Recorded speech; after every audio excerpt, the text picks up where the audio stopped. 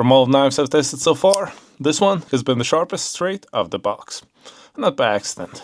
This is the SRM Gent, and considering its price, just maybe one of the best budget knives out there.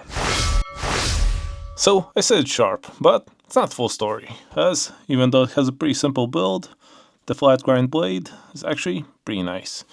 And it's not the usual D2 or 14C2010, it's actually 10CR, which at this price range is pretty rare, as 10CR is the Chinese equivalent to VG10, and the blade overall can be sharpened scary sharp and holds edge super nicely. You can see how it slices now, and this is after about a week's worth of use. So it's still super sharp, and the overall performance for a blade this compact is pretty impressive, as it cuts everything with not too much pressure, and it's pretty nice. And when it comes to the overall build, as I said, it's pretty simple, but not in a bad way, as it's pretty easy to use it straight out of the box. It's pretty traditional, use the line lock plus the flipper, and overall build is pretty nice. It has a pretty nice textured G10 handle, which provides a pretty nice grip, and the attention detail is quite nice. As you can see, even on the liner lock,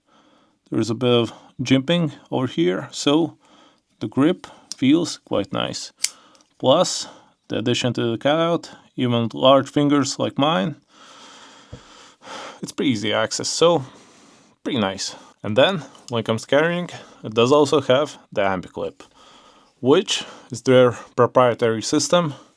And by squeezing these upper parts together, you can simply slide it out, no screws, and pop it in to the other side, or take it out, or swap it out, or whatever. And when it comes to the strength, it's a pretty decent clip. It's added here, and considering the weight, it's not the heaviest knife.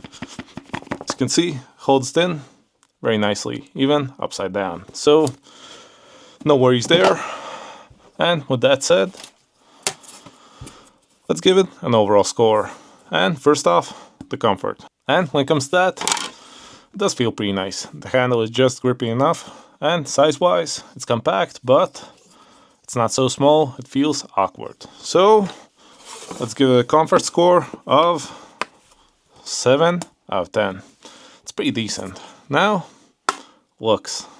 And when it comes to that, again, it does look pretty nice, especially in this color.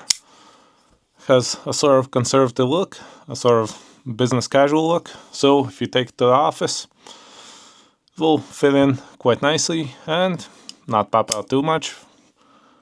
But yeah, overall, when it comes to looks, let's give it a solid 7 out of 10.